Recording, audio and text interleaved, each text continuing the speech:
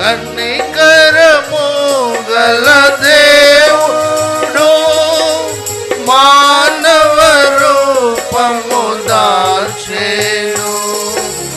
కనికరము గల దేవుడు మానవ రూపము దాల్చెను.